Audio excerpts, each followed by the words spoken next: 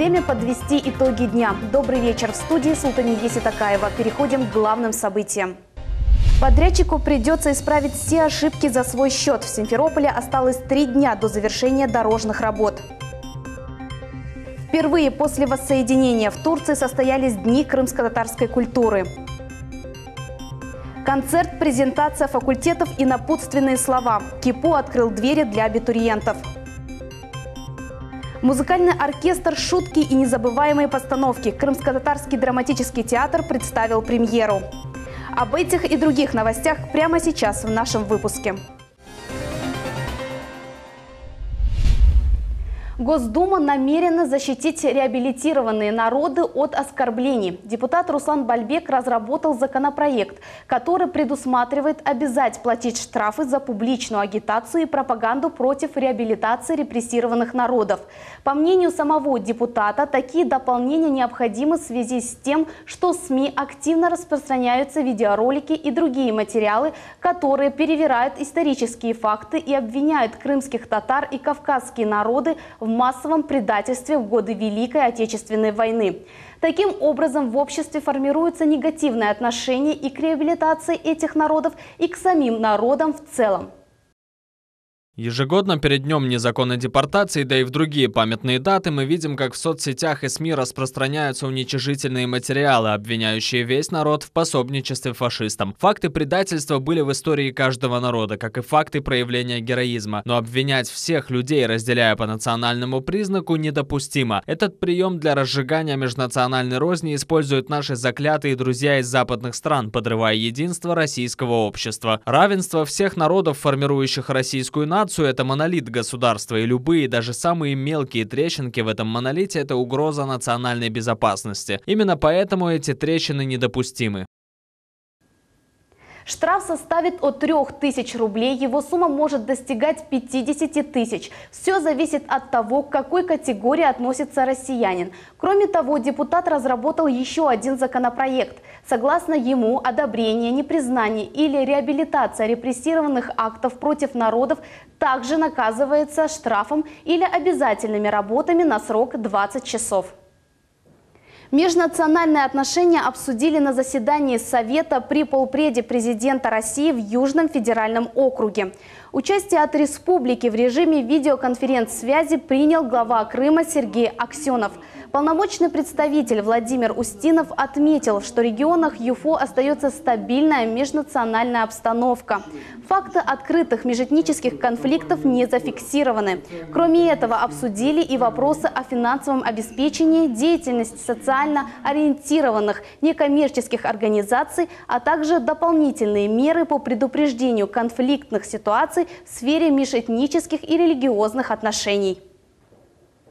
3 дня осталось до завершения дорожных работ в Симферополе. В администрации уже начали формировать список всех недочетов и ошибок, который будет направлен подрядчикам. Об этом заявила глава Симферопольской горадминистрации Наталья Маленко. В пример она привела увеличенное количество люков, а также неправильно уложенный асфальт на пересечении улиц Дмитрия Ульянова и Севастопольской, из-за чего во время осадков там образуется огромная лужа. Наталья Маленко отметила, все ошибки подрядчики исправят за свой счет. Уличное освещение, подача воды, дороги и обучение на родном языке. Представители Президиума межрегионального общественного движения крымско-татарского народа Крым встретились с жителями села Новожиловка Белогорского района. Изменится ли что-то после такого визита? Узнаем в сюжете Айши Шулаковой. Вот с Анновки основные актуальные вот эти 2 вопроса – дорога и свет. Перепады напряжения – одна из актуальных проблем Белогорского района. Жители села Анновка жалуются, что из-за низкого напряжения в сети им приходится отказываться от многих благ цивилизации. По этой причине сгорела уже не одна бытовая техника в доме. А вот дороги – это отдельная тема для разговора, сетуют сельчане. Дорога, которую делалась последний раз лет 12-14 назад, то есть отсыпали тырцой грунтовую дорогу, и она хватила на 12 лет, допустим. Если еще раз отсыпать, она еще на 20 лет хватит. Отсыпать не надо асфальт. Вода сутки через двое, да еще и с воздухом вместо напора. Перебои с подачей электроэнергии. С этими вопросами Сейтья Урунов пришел на встречу с представителями президиума межрегионального общественного движения крымско-татарского народа «Крым» от имени жителей села Тургенева. Считает, что такие встречи с общественниками полезны. Встречи полезные для народа. Пусть Всевышний поможет им в решениях наших проблем. Если они помогут нам, то большое им спасибо. Встреча состоялась в селе Новожиловка, однако собрались жители и из других близлежащих сел. Глава президиума Фивзи Кубединов и член общественного движения Рустем Тагаров выслушали все обращения. Заверили, что все проблемы будут озвучены перед руководством республики. Даст Бог, планирую провести такие выезды по всему Крыму. Также жители района рассказали о проблемах с транспортом, об отсутствии детских садов с билингвальными группами. Я считаю, что если мы будем так собираться, то даст Всевышний, можно будет решить все наши проблемы. Спасибо им. Выезд членов президиума межрегионального общественного движения крымско-татарского народа «Крым» состоялся по инициативе соотечественников. В будущем такие встречи планируют провести и в других районах Крыма. Айша Шулакова, Владислав Кравцов, телеканал «Миллет». В Турции прошли Дни крымско-татарской культуры. Мероприятие состоялось впервые после воссоединения Крыма с Россией. Организаторы – Федерация культурных обществ крымских татар Турции и Деловой культурный центр Крыма. Корреспонденты телеканала «Миллет» работали на мероприятии. Они сейчас готовят сюжет. Стоит отметить, что представители первого в России крымско-татарского телевидения показали фильм о современной жизни полуострова. Также в Турции прошли фотовыставки, презентация реставрации Ханского дворца, а сотрудники медиацентра показали литературу на родном языке. Подробности смотрите в следующих выпусках. В крымском парламенте состоялось заседание Комитета по межнациональным отношениям. В ходе встречи депутаты обсудили взаимодействие Госкомнадзора с межнациональными культурными автономиями региона. Их в Крыму 80 местных и 14 региональных. Говорили и о работе телеканала «Миллет» в рамках формирования межнационального и межэтнического согласия. Я думаю, что, может быть, мы и в ближайшее время соберемся, обсудим, поскольку необходимо вопрос понимания того, как мы будем наполнять, какой это будет формат, допустим, либо это будет еженедельная, либо ежемесячная какая-то программа, что она будет, как говорится, какого формата это будет мероприятие. Мы готовы рассмотреть, чтобы совместно обсудили и приняли решение. Крымская делегация из 5 экспертов по виноделию и виноградарству отправилась в Москву. Они будут представлять интересы своих коллег на общих слушаниях в Общественной палате Российской Федерации уже 20 декабря. По их мнению, требования к лицензированию, проверкам и деятельности виноделов должны быть упрощены. У нас планируется принятие закона не просто о виноградарстве и виноделии. То есть в настоящее время вообще нет ни одного нормативного акта, который регулирует виноградарство. Но еще и плюс виноделие, то есть это как минимум должен быть новый закон о виноградарстве, и плюс еще он должен регулировать виноделие, а в частности установить иное регулирование, чем 171 ФЗ. По мнению сельхозпроизводителей, данный закон очень важен, поскольку отрасль виноградарства и виноделия является одной из ключевых в сельском хозяйстве Республики Крым. Если объединить позиции не только Крыма, но и Дагестана, Ставропольского края и других субъектов, в которых развито виноделие и виноградарство, то шансы имеют место быть. Но насколько они велики, это нам ответит только Государственная Дума. В Крымском инженерно-педагогическом университете состоялся День открытых дверей. Для абитуриентов подготовили праздничный концерт, а студенты презентовали свои факультеты. Подробности у Наджии Исаевой. День открытых дверей – событие важное, особенно для абитуриентов. Именно после него принимается окончательное решение – поступать в данное учреждение или нет. Поэтому инженерно-педагогически основательно подготовился к этому дню.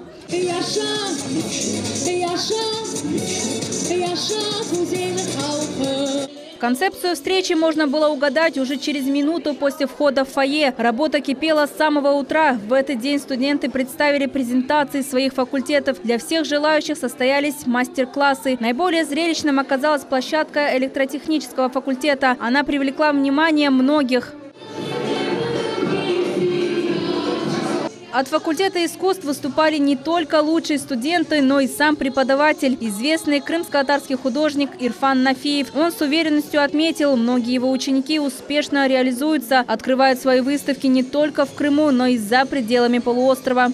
Несколько мальчиков и девочек, которые успешно уже поступили и закончили наш университет и благополучно работают. Даже свои работы они выставляют и в интернете, и во многих престижных выставках, что в Крыму и за пределами Крыма. Я не стану их перечислять, но их много. Гостей радушно встретили представители руководства вуза, деканы факультетов, выпускники, ставшие успешными специалистами и творческие коллективы. Последние подготовили небольшую концертную программу. Вокальные и танцевальные номера придали встрече праздничное настроение.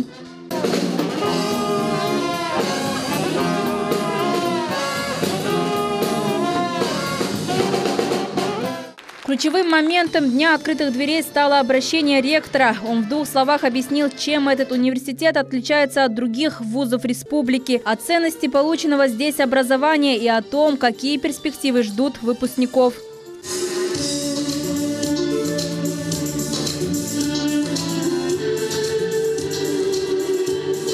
Для тысячи студентов КИПУ стал в буквальном смысле вторым домом. Особое внимание уделяется здесь науке. На протяжении всего торжественного концерта абитуриентам много рассказывали и о достижениях. День открытых дверей в инженерно-педагогическом университете прошел увлекательно и продуктивно для многих будущих абитуриентов. Ну а теперь у них есть время подумать и сделать единственный правильный выбор. Наджия Исаева, Эльдар Заитов, телеканал Миллет. Новая пожарная часть открылась в селе Красногвардейское Советского района. 13 спасателей уже заступили на дежурство. Под контролем у них 7 населенных пунктов. Новобранцы прошли специальное обучение и готовы выполнять самые сложные задачи. Есть части и спецтехника. Это 2 автомобиля вместимостью 2,5 тонны воды и необходимый инвентарь для борьбы с огнем. Спасатели смогут помогать людям не только на пожарах, но и в случаях подтоплений, ДТП и других аварийно-спасательных работах.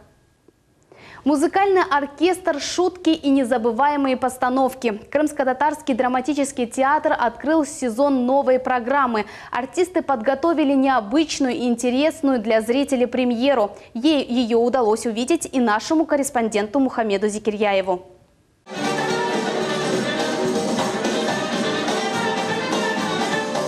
Долгие приготовления, и вот артисты на сцене. Примеры об отношениях мужчины и женщины и о том, кто в доме хозяин, стало необычной для зрителей. Гостей артисты не просто решили удивить. Главная задача – оставить незабываемые впечатления. Юмористический концерт – это для нашего зрителя, чтобы более-менее, так, я скажу, выдохнуть, отдохнуть от каких-то проблем бытовых. Получить удовольствие, послушать наш колорит, крымско-татарские песни. 150 участников на сцене. Оркестр, танцоры, певцы. Выступают они синхронно. Без одной составляющей не может быть другой. Увидеть своими глазами такую необычную постановку приехали жители из разных крымских регионов. Мне концерт очень нравится. Молодец наш народ. Желаю всему нашему народу вернуться в Крым и также проводить свободное время. Мне очень понравились скетчи, которые ведущие делают между собой. Очень интересно, как бы подбадривает зрителя. То есть зритель участвует в сегодняшнем концерте. Новые артистки молодцы. Готовились артисты несколько месяцев, а сама премьера прошла всего за 2 часа. Это не последняя постановка. Уже в следующем году жителей полуострова ожидает новая концертная программа. Напомним, что следующий год объявлен годом театра. Мухаммед Зикирьяев, Владислав Кравцов, телеканал Миллет. Стартовал 2-й тур голосования за лучшую работу мастеров декоративно-прикладного искусства Севастопольского фонда возрождения крымско-татарской культуры имени профессора Изидинова. Мастерицы не просто обучаются национальной вышивке, но и устраивают небольшие соревнования.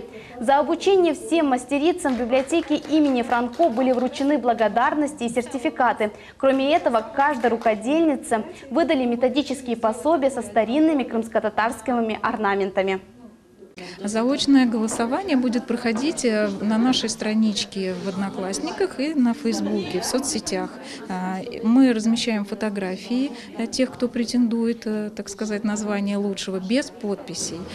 Люди голосуют, заходят, оставляют свои лайки, либо там комментарии. Это тоже приветствуется, потому что за лучший комментарий тоже отдельный у нас приз. И таким образом будет подведен итог этой лучшей работы, мы ее выберем. Напоминаем, 4 декабря в библиотеке Франко мастера фонда представили свои лучшие работы. Таких было более 300. Выставка работала целую неделю. Кроме этого, среди экспонатов впервые были представлены работы по художественной обработке дерева и металла, роспись по стеклу и изделия из керамики. Большой потенциал вообще у крымско-татарского народа вот именно к творческой деятельности. И вот сейчас, последние годы, он стал раскрываться. Больше внимания люди стали уделять и даже подростков направлять вот в такие школы, где создается вот это вот изделие декоративно-прикладного искусства. Главное событие года – торжественное награждение победителей второго конкурса общественного признания «Миллет Менлигет-2018» состоялось на выходных. Номинантов наградили премией и ценными призами. Кроме этого, телеканал «Миллет» подготовил концертную программу. Мероприятие прошло уже во второй раз по инициативе депутата Государственной Думы Руслана Бальбека. Полную версию концерта смотрите на нашем канале в новогоднюю ночь. Чемпионат по пауэрлифтингу «Кубок Олимпа» собрал около 100 силачей со всех регионов Крыма. На соревнованиях представили разные виды и способы поднятия штанги. Причем среди участников немало представительниц слабого пола. Подробности далее в сюжете.